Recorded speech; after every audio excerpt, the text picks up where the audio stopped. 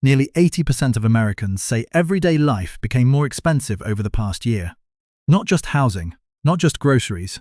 Almost everything people rely on to get through a normal week now feels more expensive than it used to. And yet, if you only look at the headlines, the message often sounds very different. Inflation is cooling, the labor market is holding up, consumer spending remains resilient. On paper, the economy does not look broken. But monthly budgets are telling a very different story. Across America, more working families are asking the same uncomfortable question. How is it possible to earn more money than before, work just as hard, and still feel like there is less room to breathe? One mother recently broke down while talking about daycare costs for her children. She said the monthly bill had climbed so high that continuing to work barely made financial sense anymore. Her paycheck was almost entirely going toward childcare. That story feels personal, but it is no longer unusual. What is changing in America right now is not just the price of goods and services. The deeper shift is that essential costs are rising faster than many households can realistically adapt to. And the most concerning part may not be how expensive life feels today. It may be how many people are starting to believe this is simply the new normal. One of the clearest signs that everyday life in America is becoming harder to afford can be seen in a place most people rarely think about until they become parents, and that is childcare. A mother in Nebraska recently shared something that immediately resonated with millions of viewers. She explained that putting her 3 children in daycare would cost close to $3,000 per month. At the same time, she estimated that if she went back to work full-time, she would likely earn less than $2,500 per month. That creates a brutal equation. Working more does not improve the household budget. In her case, it actually makes the math worse. This is why childcare has become one of the most financially disruptive expenses for middle-income families. Unlike groceries, where people can switch brands or cut back on certain items, childcare is far less flexible. Parents cannot simply decide to use less of it when costs rise. And this is where many people misunderstand the issue. High childcare costs are not just the result of greedy businesses charging more. The economics behind childcare are difficult by design. It is a labor-intensive service that requires trained workers, low staff-to-child ratios, licensed facilities, insurance coverage, and strict safety compliance. All of that creates high operating costs before profit even enters the picture. The result is a system where everyone feels squeezed. Parents struggle to afford care, while many childcare workers remain underpaid. What makes this especially painful is that the pressure lands hardest on households that are often too financially stable to qualify for assistance, but not wealthy enough to absorb rising costs comfortably. Lower-income families may have access to public programs in some states. High-income households often have more flexibility, but families in the middle frequently carry the heaviest burden. And this burden does not stop at monthly bills. It changes long-term decisions. Some couples delay having children, others postpone buying homes. In many cases, one parent leaves the workforce entirely because staying home becomes the least damaging financial option. That creates a bigger question. If raising children now requires this level of financial calculation, what does that say about the broader cost structure of everyday life in America? And for many households, childcare is not even the biggest monthly expense. For a long time, the standard advice in America sounded simple. If money feels tight, earn more. Get a raise, switch jobs, pick up new skills, and eventually the pressure should ease. That logic used to make sense because income growth usually translated into better financial stability. For many workers today, that connection feels much weaker. One man explained it in a way that captured this shift perfectly. He said when he was making $10 an hour, he believed $20 an hour would solve most of his problems. Later, when he reached 20, life still felt financially stressful. Then he aimed for 30, then 40. Eventually, he was earning well above $40 per hour, yet he felt trapped in almost the same position. His income changed dramatically. His financial breathing room did not. This is where many people confuse wage growth with purchasing power. They are not the same thing. Yes, wages have risen across many sectors in recent years. On paper, that sounds like progress, but what matters in everyday life is not how much money enters your paycheck. What matters is how much remains after essential expenses are paid. That difference has become increasingly important. Imagine someone receives a raise worth that sounds meaningful, but then rent increases by $200. Auto insurance renews at $80 higher. Grocery costs rise by another $100. Utility bills creep up. Suddenly, most of that raise disappears before it creates any real improvement. This is why so many workers feel stuck despite earning more than ever before. The issue is not always low income. In many cases, it is cost acceleration. Essential expenses now behave differently from discretionary spending. People can delay vacations, cancel subscriptions, or eat out less. They cannot easily stop paying rent, insurance, or utility bills. That is what makes the pressure feel relentless. Raises still matter, but they no longer guarantee progress the way they once did. And once people realize higher income is not automatically creating stability, they begin questioning something much larger. If working harder no longer reliably improves financial security, then where exactly is the money going? For millions of Americans, the biggest answer starts with one category: housing. For decades, housing represented more than just shelter in America, it represented stability. Owning a home traditionally meant you had reached a major life milestone. It often came with a predictable path forward. You built equity, started a family, settled into a community, and gradually gained financial security over time. For many people in older generations, that path was difficult but still achievable on a single income or with relatively manageable financial strain. That relationship between income and housing has changed significantly. Since 2017, household earnings in the United States have risen by roughly 43%. Over the same period, home prices increased by around 81% while rents climbed more than 50%. That gap explains a major part of the pressure many households feel today. Housing costs are no longer rising in step with wages. There are several reasons for this, and reducing it to a single cause would miss the bigger picture. First, the United States has been underbuilding housing for years, especially after the 2008 housing crash. Builders became more cautious, financing became stricter, and construction slowed in many markets. That left the country with a meaningful housing shortage, particularly in entry-level homes. Second, mortgage rates changed the math for buyers. Even when home prices stop rising aggressively higher, interest rates can still push monthly payments far beyond what many families can afford. A house that looked manageable at a 3% mortgage rate can become dramatically more expensive at 6% or 7%. Third, housing now includes costs that many buyers underestimate.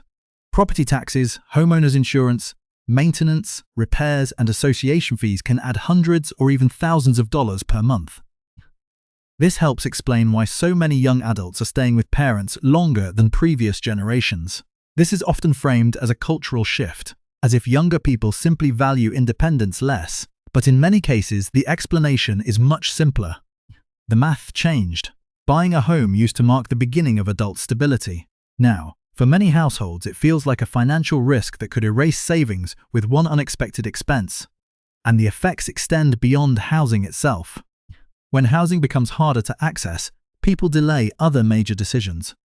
Marriage gets postponed, children come later, relocation becomes harder, career mobility slows, because moving to a better opportunity may require accepting much higher rent or mortgage payments. It is important to be precise here. Not everyone is experiencing the same pressure. Homeowners who locked in low mortgage rates during the pandemic often have a major financial advantage today. Renters and first-time buyers face a much steeper climb. That divide is becoming one of the defining financial fault lines in modern America. And if housing is the largest expense for most households, the next major burden is often less obvious until the bill arrives. Transportation. Housing may be the largest monthly expense for most families, but transportation has quietly become one of the most underestimated financial burdens in America. One father recently described shopping for a larger vehicle because his family was growing. He was not looking at luxury brands or high-end SUVs. He was looking at a used Chevrolet Tahoe around 5 to 6 years old with significant mileage. The prices he saw were shocking. Many listings were asking $40,000 to $50,000. His reaction was simple and very relatable. When did a used family SUV start feeling like a luxury purchase? That frustration reflects a broader shift in the auto market.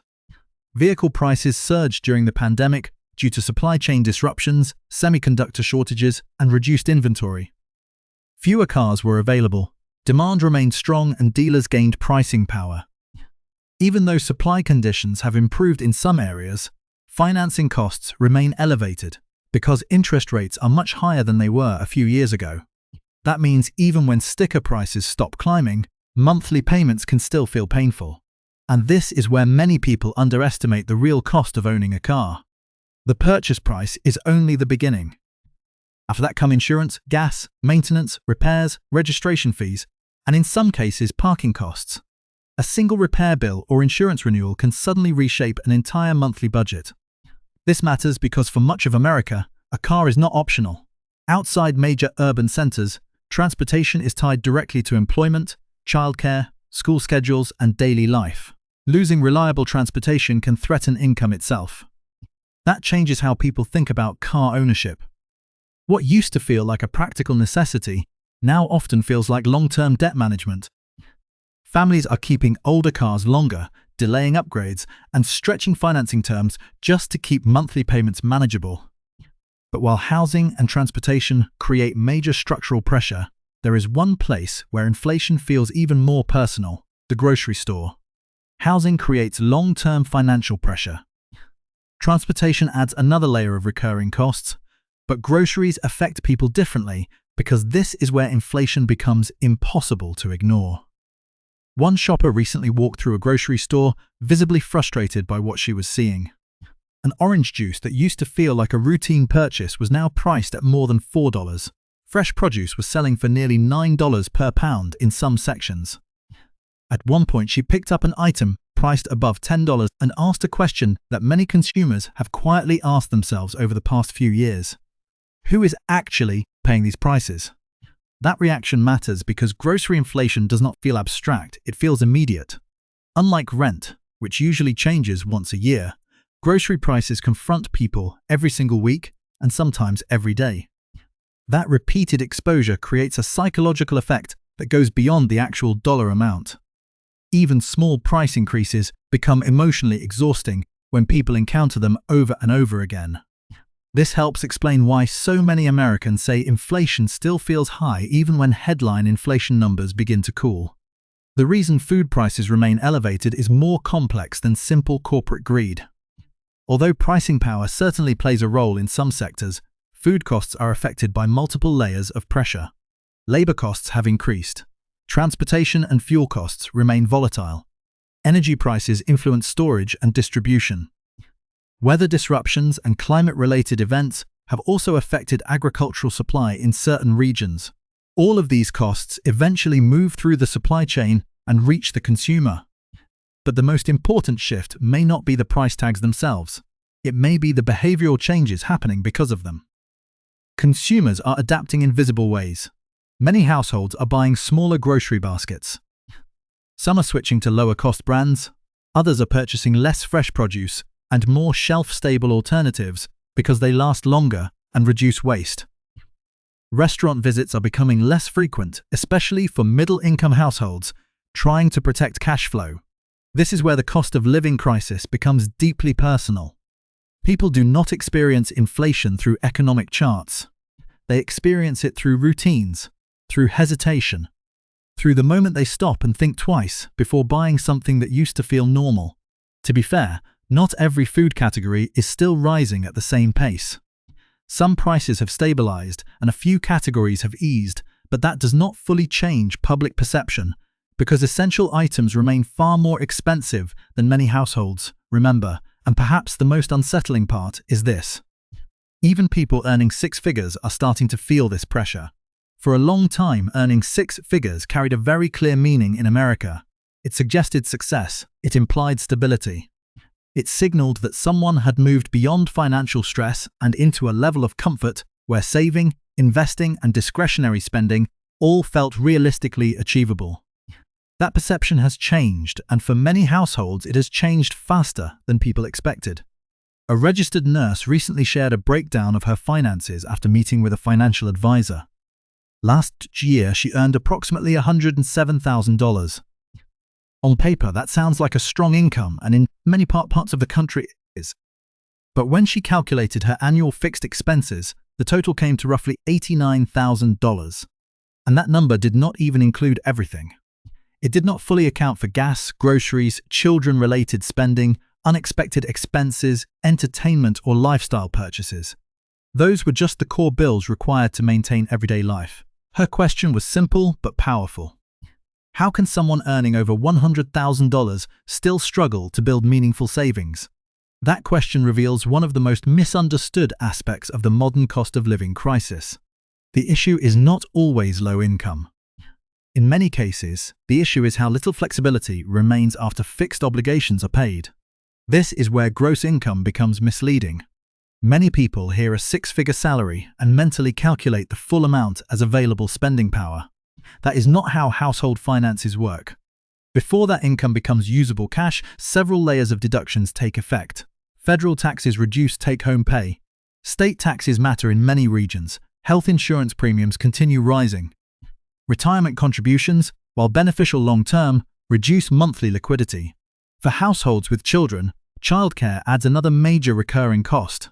Debt payments from student loans, auto loans, or credit cards further tighten the budget. Then comes housing. For many families, the combination of housing, insurance, debt, and childcare consumes such a large share of income that the remaining margin becomes surprisingly thin. That margin matters more than salary alone. Two households can both earn $100,000 and live completely different financial realities. A couple living in a lower-cost region with no children, minimal debt, and a low fixed mortgage may still feel comfortable. Another household earning the same amount in a high-cost metro while supporting children and carrying debt may feel constant pressure. This is why broad statements like "six figures means you are poor now" are too simplistic and ultimately inaccurate. The reality is more nuanced. Six figures still provides meaningful financial security in many parts of America. But in expensive urban markets or high-obligation households, it no longer guarantees breathing room. That distinction matters because it changes how people behave. Higher earners are delaying vacations. Many are reducing discretionary purchases. Others are saving less than they expected at this income level. Some are carrying debt longer than they planned because eliminating it quickly would require sacrificing too much short-term stability. The dividing line in today's economy is no longer just income. It is income minus fixed obligations. That number determines whether a household feels secure or constantly vulnerable to the next unexpected bill. And that leads to a bigger question. If so many households are feeling squeezed even at income levels once associated with financial success, is this really just about inflation? Or is something deeper changing in the structure of American life? At this point, it would be easy to blame everything on inflation. And to be fair, inflation is part of the story. Prices rose sharply across much of the economy over the last several years, and that created real pressure on household budgets. But inflation alone does not fully explain why so many Americans feel financially exhausted, even when wage growth appears strong on paper. What many households are experiencing now is something deeper. The structure of everyday expenses had changed. The fastest rising costs in modern life are increasingly concentrated in categories people cannot easily avoid. Housing, healthcare insurance, childcare, and transportation are not optional expenses. When the price of discretionary spending rises, households can cut back. They can delay a vacation, cancel subscriptions, or eat out less. But when essential costs rise, flexibility disappears. That loss of flexibility may be the real issue. There is also a second shift happening. Costs are quietly being transferred directly to consumers. People see this everywhere. Service fees appear more often, insurance deductibles rise, subscription models expand, tip prompts show up in places where they did not exist before. Even when the base price looks manageable, the final amount people actually pay keeps increasing. This changes something important in consumer behavior. People begin operating with thinner margins for error. That may be the clearest reason financial anxiety feels so widespread today. The problem is not simply that life costs more. The problem is that more households feel one unexpected expense away from instability. A major car repair, a medical bill, a rent increase, or temporary job loss can trigger financial stress much faster than it could a decade ago. To be clear, this is not true for everyone. Some households remain financially secure, especially higher earners with appreciating assets or homeowners locked into low mortgage rates. But the broader trend is still difficult to ignore. More Americans are earning decent incomes while feeling less financially secure. That is why the cost of living crisis feels so unsettling. It is not only changing how people spend, it is changing how they plan their future. So here's the question. What everyday expense has changed your behavior the most? Has it been rent, groceries, insurance, childcare, or something else entirely? Let me know in the comments. To understand how the American household budget arrived at this breaking point, it is necessary to look past the immediate effects of recent inflation and examine the structural shifts that began decades ago. The current crisis is not a sudden accident. It is the result of long-term economic policies, legislative choices, and geographic imbalances that slowly rewrote the rules of the American middle class. Economic data from the Bureau of Labor Statistics indicates that since the late 1970s, productivity in the United States has grown significantly faster than hourly compensation. While the American economy expanded and companies generated more revenue per hour worked, the median wage adjusted for inflation remained relatively flat for decades. This divergence meant that workers were producing more value, but their purchasing power did not keep pace with the broader economy. At the same time, the cost of essential pillars of middle-class stability began to decouple from normal wage growth. The primary example of this shift occurred in the housing sector. In 1980, the median home price in the United States was roughly $47,200, while the median household income was approximately $17,710. This meant the average home cost less than 3 times the annual median income. By the mid-2020s, the median home price surged beyond $410,000, while the median household income hovered around $75,000. The ratio of home price to income expanded to more than 5 times the average annual salary, making homeownership vastly more capital-intensive for first-time buyers than it was for previous generations. This geographic and structural trap intensified due to specific zoning laws and local development policies implemented over the past 40 years. Major employment hubs along the east and west coasts, as well as rapidly growing metropolitan areas in the Sunbelt, adopted strict zoning regulations that severely limited the construction of high-density housing. Single-family zoning laws, minimum lot size requirements, and lengthy environmental review processes created artificial supply constraints. As millions of workers migrated toward these economic centers for employment, the demand for housing surged, while the supply remained legally restricted. The resulting competition drove land values and rent prices up significantly faster than local wages grew. The structural pressure amplified following the 2008 financial crisis. The collapse of the subprime mortgage market led to a decade of prolonged underbuilding. Thousands of home-building companies went out of business, and financial institutions implemented highly restrictive lending criteria for construction loans. Industry analysts estimate that between 2008 and 2020, the United States built roughly 3 to 4 million fewer homes than were needed to keep up with population growth and household formation. When demographic demand peaked as the millennial generation entered their peak home-buying years, they entered a market defined by a severe inventory deficit. The dynamic shifted further due to monetary policy. Following the 2008 recession, the Federal Reserve maintained near-zero interest rates for a prolonged period, which lowered the cost of borrowing and encouraged institutional investors to enter the residential real estate market. Private equity firms, hedge funds, and large corporations began purchasing single-family homes in unprecedented volumes, particularly in starter home price brackets. Institutional buyers frequently outbid individual families, with all-cash offers, turning entry-level housing stock into permanent rental properties. This trend reduced the supply of homes available for purchase, placing additional upward pressure on prices and forcing more families into a competitive rental market. Simultaneously, the cost of higher education underwent a parallel transformation that directly impacted household budgets. The passage of the Higher Education Amendments of 1992 expanded access to unsubsidized federal student loans, which significantly increased the amount of capital available to students. With a steady stream of federally backed funding guaranteed to flow into universities, institutions faced less pressure to keep tuition costs affordable. Over the next 30 years, the cost of attending a 4-year public university rose by more than 150% after adjusting for inflation, far outpacing the growth of median wages. As a result, successive generations of American workers entered the labor market carrying substantial debt burdens. By the mid-2020s, total outstanding student loan debt in the United States exceeded $1.6 trillion, distributed across more than 40 million borrowers. Monthly loan payments became a fixed, non-negotiable deduction from gross income for young professionals, directly reducing the money available for housing down payments, childcare, or personal savings. The financial trajectory that once allowed young adults to build wealth quickly was replaced by a decade-long debt amortization process. The transportation sector experienced its own structural changes that added to the cost burden.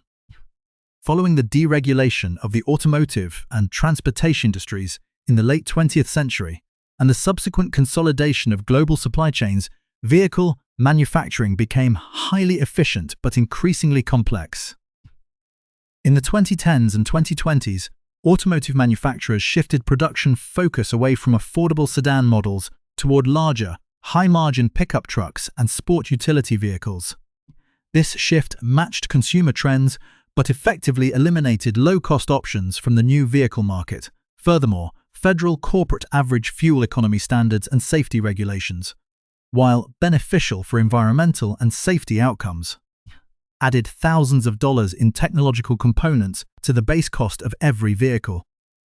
When the pandemic-induced supply chain disruptions of 2020 and 2021 halted semiconductor production, global vehicle inventories cratered. Dealerships adjusted by adding market adjustments above the manufacturer's suggested retail price, institutionalizing higher pricing tiers that persisted long after supply chains normalized.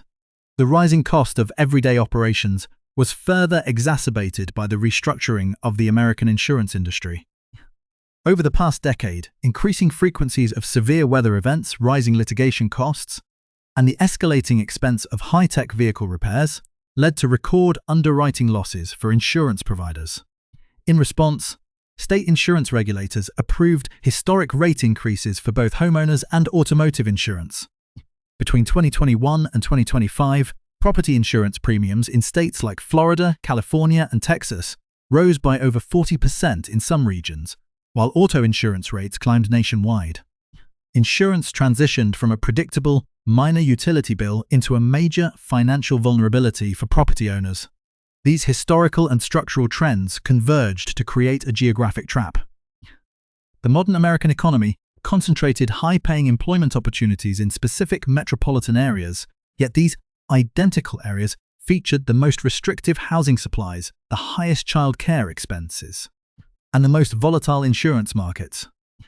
Workers were faced with a difficult choice: remain in lower-cost regions with stagnant job markets, or migrate to economic engines where the elevated cost of survival absorbed the entirety of their higher wages. This dynamic laid the groundwork for the modern cost of living crisis, shifting the burden from cyclical inflation to a permanent structural reality. The structural traps laid over the past 4 decades have officially culminated in an environment where the math of the average American household is completely non-functional. By early 2026, total United States household debt scaled to an unprecedented $18.8 trillion. This macroeconomic indicator does not represent a healthy expansion of consumer confidence. It is a direct indicator of structural survival, showing that millions of families are now actively funding their daily deficits using high-interest revolving credit lines. Non-housing debt balances have become the most visible signal of financial strain, with national credit card debt holding at a staggering $1.25 trillion, while auto loan liabilities climbed to $1.69 trillion. The national aggregate delinquency rate has converged at 4.8%, marking the highest tier of credit default in nearly a decade. NewPittsburghCourier.com, Misho 1. This environment has triggered a severe institutional clash between multiple levels of systemic power. At the federal level, the Federal Reserve is trapped in a protracted struggle against persistent price increases. particularly after recent geopolitical tensions and energy market volatility, pushed the Personal Consumption Expenditures Price Index to an annual rate of 4.1% in May 2026.